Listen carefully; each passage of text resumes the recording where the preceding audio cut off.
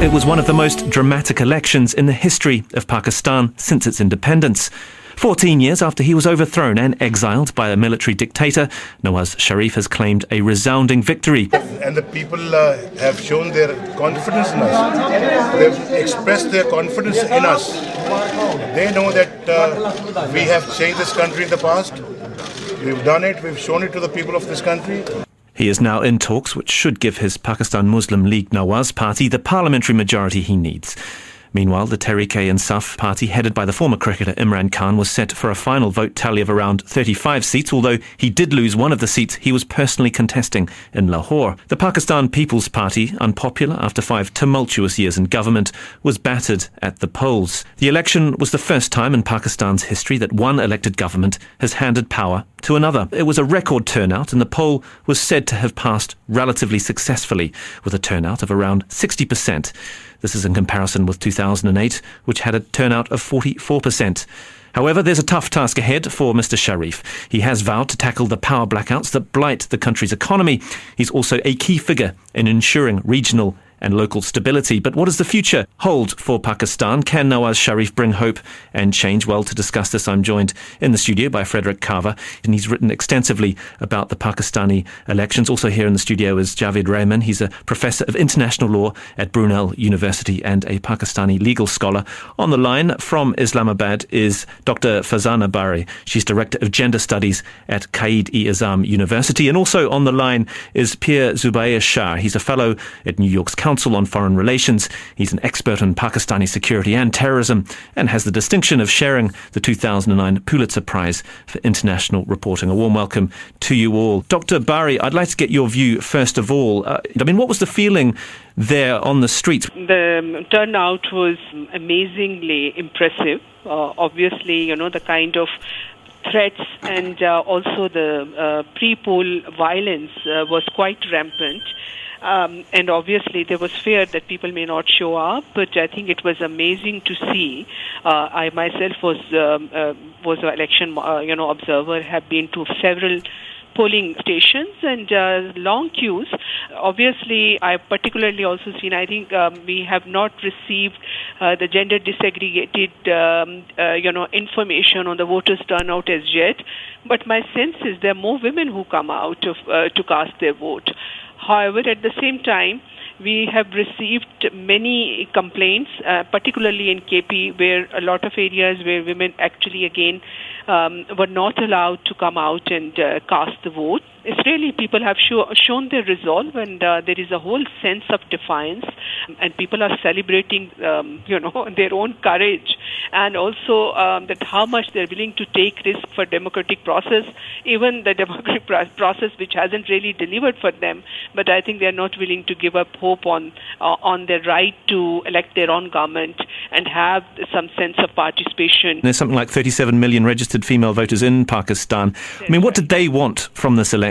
Our concern, I feel they are suffering in every respect more than men. I also, as you know, whether it's a poverty or violence or other forms of, deprivation, women, because of their not only their class position but also their gender identity, the way they are positioned, they are always suffer more than normally men. And I think they have high stakes in the process of change. Women coming out also, I think they have challenged the myth whereby it is normally said that, look, women are not interested in politics, and women would like to have, a society free of violence, particularly all form of gender-based violence, and equal opportunities for them.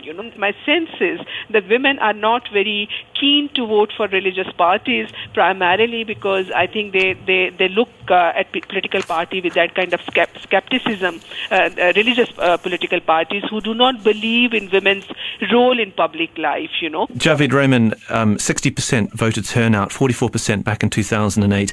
Who were the people who voted that didn't normally vote? The media was very active, and I think this is the first time I've witnessed such activism on the part of non-state actors led by the media and other social networks. So that was quite significant.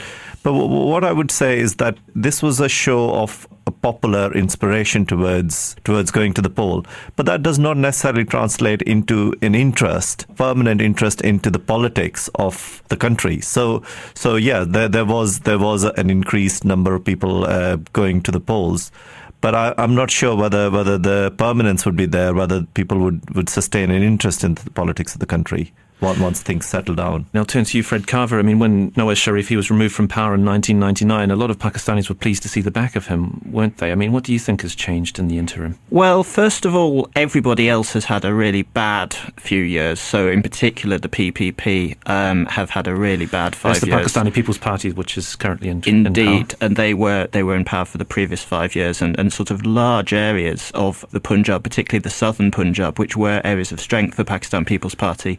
The fact the Pakistan People's Party lost credibility there meant someone had to pick up those votes, and the Muslim League were well poised.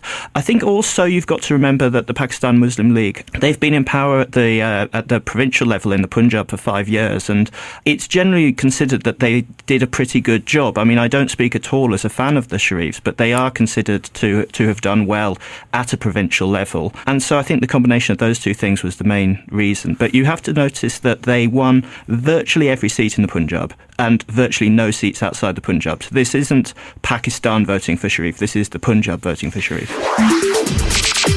You're listening to The Voice of Russia in London with me, Brendan Cole. We're discussing the Pakistani election. In the studio is Jarvaid Rehman. He's a professor of international law at Brunel University. Frédéric Carver, he's a writer and Pakistani analyst. On the line, Pir Zubair Shah, fellow at New York's Council on Foreign Relations, and Dr. Farzana Bari, director of gender studies at Quaid-i-Azam University in Islamabad.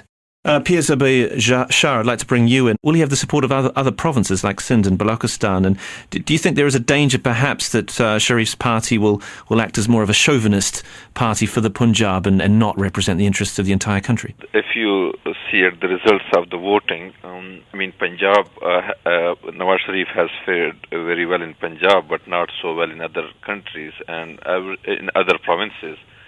And so if he makes this mistake of not taking along all the provinces and other political parties in the different provinces, I think it will further alienate the smaller provinces, which they have the sense of being left out. So I think his focus should be and must be to take along the other political parties. Because we saw that democracy has done very well in these elections, but at the same time, we saw that the federation is not that strong. People's Party, despite all its shortcomings, it was the only party which had roots all over Pakistan and in the tribal areas in Balochistan. But in case of Nawaz Sharif and his current victory, we see him just confined to his fortress in Punjab, which is something of concern in the long run. Farzana Bari, I mean, what do you make of the showing of Imran Khan? He seemed to appeal to young urban voters, a generation that perhaps felt a bit disenfranchised before, but he didn't sweep the country with the political tsunami that he was promising. I mean, what do you think happened? The voting behavior in Pakistan. Now, obviously, I think what has come out shows that dynastic politics in Pakistan is still very much intact. And if you look at the voting behavior, obviously, and especially the social structures in Pakistan, I think it's still we vote in blocks, and based on primordial loyalties. And so I think the people have, although my sense is that once we'll have the total breakdown and percentage of vote, which is polled in favor of different parties, I think the percentage of votes which Imran Khan party has bagged will probably, and Nawaz Sharif party, I think there is not going to be a much difference. My sense is perhaps 10 to 15%. So I think there's a lot of people voted for him, but that has not necessarily necessarily translated into seat, because we have a first past the post system which has its own distortions, So if you look at the people who have won election for the PMLN, they are mostly those people who are traditionally actually belong to that kind of a power structures, and they are the power brokers within their own communities and with their own constituency. So in a way, I think what is proven in this election that we still have this dynastic politics. And I'd just like to bring in Fred on this note about the idea of a dynastic political system, a feudal political system in a way. Do you think that's changing slightly with a 60% turnout? Perhaps people are voting on policies now. Yes, I think there's a clear division between what I kind of call the modern political parties. And when I say modern, I don't mean to suggest that they're in any way better, but I think they do behave in a more modern way in that they campaign based upon ideologies and policies. And that is the party of Imran Khan, Tariq Insaf, and also actually the religious parties who do that for all their other flaws. I think that you see this kind of old-fashioned patronage networks, these old-fashioned motivations of voters in blocks, but you see that mostly in the rural areas. You see it less in the cities. In the cities, the media plays a bigger role, and in the cities, people are more fluid, people are more able to vote based upon ideology, based upon policy. Pakistan is urbanizing rapidly, and the cities are only going to get bigger. Pakistan is only going to become more and more urban, and so I think you do see an increasing role for modern politics. I think while there's been more interest in Imran Khan's politics, I think there are certain issues, and I must pay credit to our voters because they've looked at the policies. Now, one of the things which was quite evident was that Imran Khan has had he was in opposition, so it was quite easy for him to actually criticize the Punjab government as well as the federal government. So he was coming from a different perspective. And the other thing was that because of his inconsistencies, so for example, on the war on terror, he had populist ideas like he would shoot down drones and he would just prevent the US from acting in the region. There were populist ideas, but in fact, they, at a practical level, when you're in government, these don't work, but they're very attractive. That worked in his favor with young people who are pro-Pakistan, who don't want to see the US hegemony. So but on that point of drone attacks, and you do raise it, last week the Pakistani High Court ruled that the use of drones by the US in tribal areas was illegal, a blatant violation of the country's sovereignty, the judge said, and insisted that Pakistan make a complaint to the United Nations. Will Sharif do this? Well, you see, in international law, in the United Nations system just works quite differently. So we don't have a legal mechanism to enforce a country's will. So even if the High Court or the Supreme Court makes a pronouncement, it is at the end of the day, it's a complicated business to prevent drones from being delivered in Pakistan or in Afghanistan. So I think a lot of judgments, a lot of statements have been made. In fact, throughout the 3, 4, 5 years of People's Party's rule at different points, these observations, even in the parliament, have been made to condemn drone attacks. But in fact, it's not been possible. So these are political gestures, and in reality, they don't convert into any legal observation, as it were. So coming back to Nawaz Sharif and how he would play with the Taliban and the various factions, I think he has been historically and in contemporary terms perceived to have some kind of soft spot for various factions. So I think he believes, or the party has believed, that some kind of reconciliation, reintegration of the Taliban movement is going to be the way forward. Can I put that to Pir Zubair Shah? What do you make of that? Reconciliation with the Taliban is possible? Well, it's most likely that there will be a reconciliation with the Pakistani Taliban. If you remember, the Pakistani Taliban had nominated Nawaz Sharif among the 3 guarantors they were seeking in order for them to start real negotiations with the last government. As the speaker earlier said, that Nawaz Sharif has the credentials, these Islamist credentials, which he can cash while dealing with the Taliban. And he is taking all the positions which the Taliban have been taking against, for example, the drone attacks. He says that the conflict in Afghanistan is America's war, it's not Pakistan's war. So he is on the similar page on a lot of issues with the Taliban, and I think there are chances that negotiations will start, and Nawaz Sharif will be playing a significant role in them. But also, Pir, I guess the trickiest relationship that Pakistan will have to face is what it does, its relationship with the United States. And you could argue that he has risen on a wave of anti-Americanism. His brother stopped all US aid projects in the Punjab province over the US drone strikes, but Pakistan needs US help in terms of getting funding and getting money from the IMF. I mean, that's a delicate balance, and how is he going to pull that off? Nawaz Sharif, he has been riding on this tiger of anti-Americanism and Islamic extremism, and for him it will be very difficult to get off it. But at the same time, being someone who will be concentrating on the economy, he also, I think, realizes the importance of the relationship with the U.S., especially the U.S. influence over the IMF, the World Bank, and also the aid which the U.S. is providing, which runs in billions of dollars. But the main challenge, again, and the thing is that the policy with the U.S., the policy with Afghanistan and India, it has never been in the hands of the civilians. And unless Nawaz Sharif rests the control of foreign policy from the military, I don't think there can be any significant progress on any of these fronts. And we will see how Nawaz Sharif deals with the military. General Kayani's term is going to end in November, and who Nawaz Sharif opts to replace Kayani with, that will clear a lot of things, and we will see how much influence he gains over the military, which will be a key for his success in his dealing with the U.S., in everything. Farzana Bari in Islamabad, that is the point, isn't it? I mean, the incumbent leader basically devolved foreign policy to the military. Is he going to seize that back, do you think? And what will he do? I think Nawaz Sharif, relatively speaking, in terms of civil-military relationship, has been taking stands, and I think that partially, even in both times when he was in power, he had locked his horn with the military, and I think as a result of that, he's also been thrown out, like the last time when he was thrown out.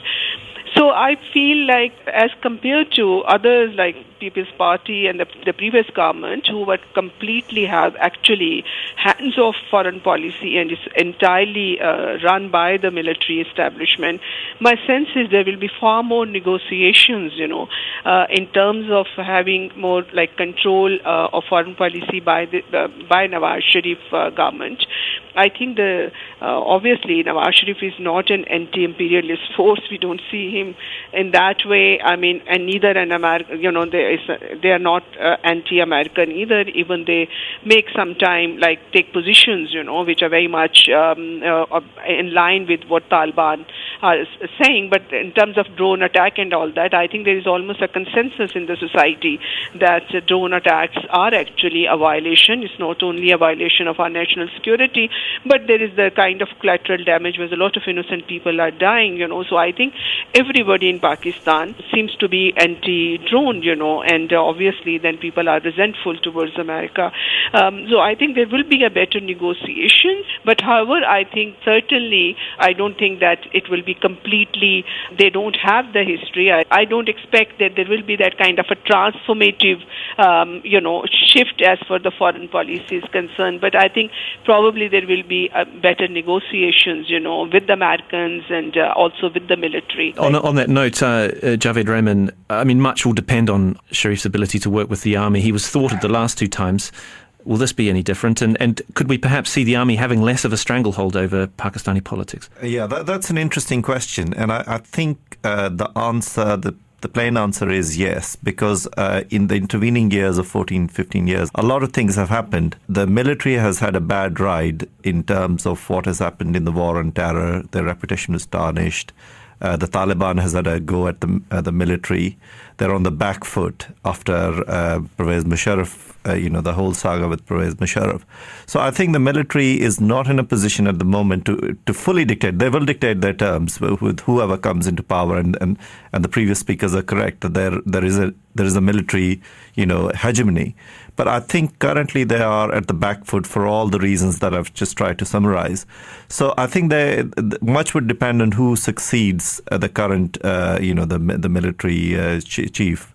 But if I may go back to the point on foreign policy, I think with the United States there are a few critical issues. One is the war on terror, obviously, but the other one relates to the energy crisis, and that is very endemic for Pakistanis. They want to see those hours of load shedding just drop, and they want energy to be restored. And the relationship which Pakistan is going to have with Iran on the pipeline is quite significant. As you would remember, that President Zardari entered into an agreement to have this pipeline between Pakistan and Iran to complete it.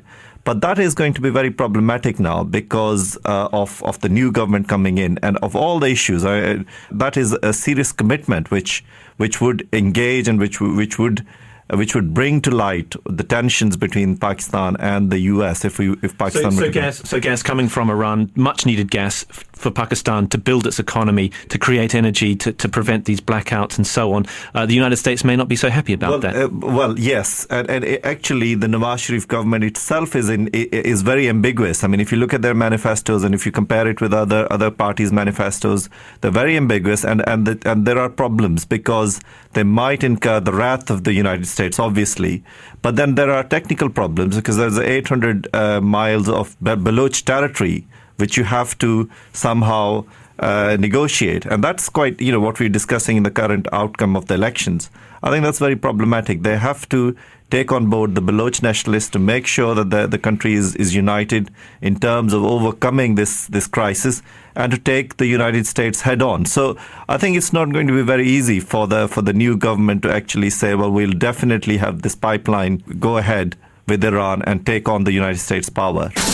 You're listening to The Voice of Russia in London with me, Brendan Cole. We're discussing the Pakistan election with Frédéric Carver, Jarvaid Rehman, Pir Zubair Shah and Farzana Bari. Fred Carver, Pakistan also needs India's help in terms of investment, and perhaps the military won't be so happy about that. Sharif seems to have made some kinds of overtures that India will play a considerable role in developing Pakistan's economy. I think that's right. I think the phrase that comes to mind here is only Nixon could have gone to China. And I think the thing is, Nawaz Sharif is perceived in Pakistan as a right-wing, a nationalistic, a sort of virile Punjabi Kashmiri. He can be soft on India in a way which, if other politicians were soft on India, they'd be called traitors. I think that gives him quite a lot of leeway with India, which perhaps other political leaders don't have. And the same actually goes for the United States. The one caveat I'd have is we don't yet know about how the dynamics are going to play out with the way Nawaz Sharif is being dependent upon religious groups. Now,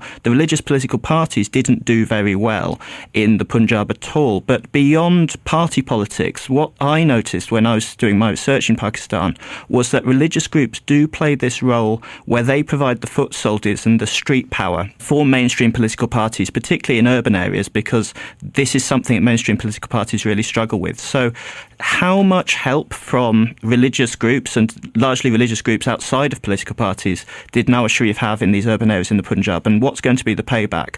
Alternatively, with the majority this large, does he need a payback? Pir Zubair Shah, I'd just like to turn to you. I mean, is this a new era for Pakistan this next 5 years? Can we expect some significant changes in the country? Yes, this is a new era in the sense that we have the first time a democratic government and a democratic transition into a new government.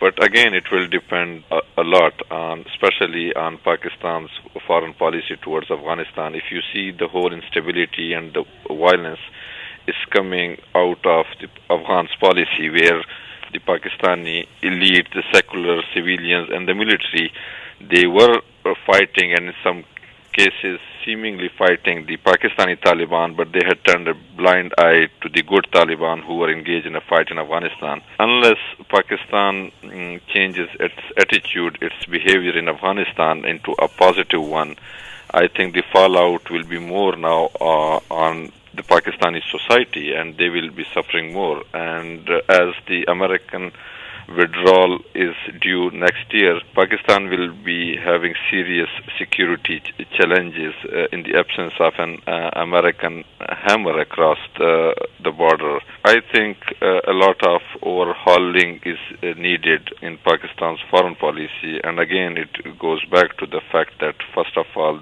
the civilians have to wrest the control of the foreign policy. I am hopeful, but still there are serious reservations. So considerable security issues there for the region, but Farzana Bari in Islamabad, the optimism that we saw over the weekend, do you think that optimism will be borne out in the next 5 years, that Pakistan can change for the better? I think Pakistan can certainly change. There is a potential, there is a hope. And personally, I think although when I look at the PMLN and its economic policies and also their foreign policy and their leaning especially towards Saudi Arabia, and as a result of that, and I think it's American as well as the Saudis, who has invested in some of these religious groups, the kind of Deobandi Islamists, vis-a-vis others.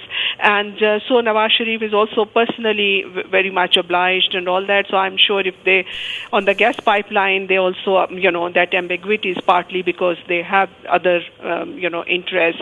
Because we are going to have a strong opposition this time in the shape of like Pakistan Tehreek-e-Insaf. And I feel there will be a stronger kind of vigilance and accountability for the next government. Economy is in a shamble, in a very bad state. So I think there's no true opinion that they have these challenges, which obviously 5 years is still not a long enough time. I think that there is invariably going to be a better governance than what we have seen before.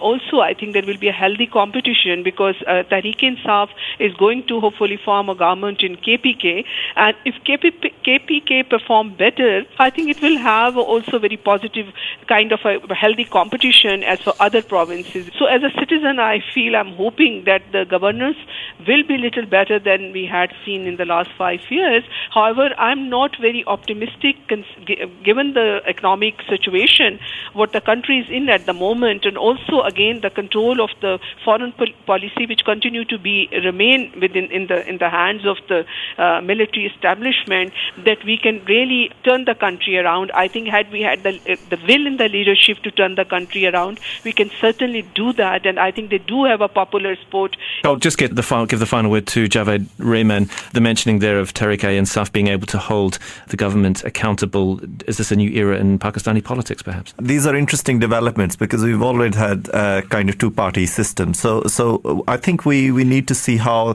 Tehreek-e-Insaf plays out if it were to have the government in KPK.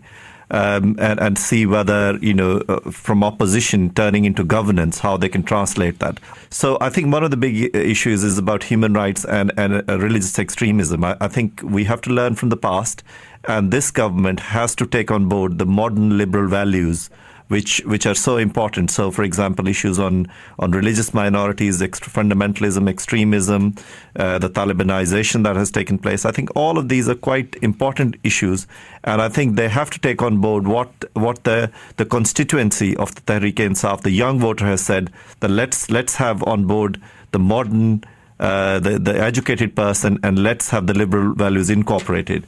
Okay, well, look, that's a nice place to leave it. Thank you very much. That's Jarvaid Rehman, Professor of International Law at Brunel University and a Pakistani legal scholar. Also here in the studio in London, Frédéric Carver. He's a King's College London PhD student. He's written extensively about the Pakistani elections. And on the line from Islamabad, Dr. Farzana Bari, who's Director of Gender Studies at the Quaid-i-Azam University. On the line, Pir Zubair Shah, who's a Fellow at New York's Council on Foreign Relations, an expert in Pakistani security and terrorism. Thank you all very much for joining me, Brendan Cole, on The Voice of Russia in London.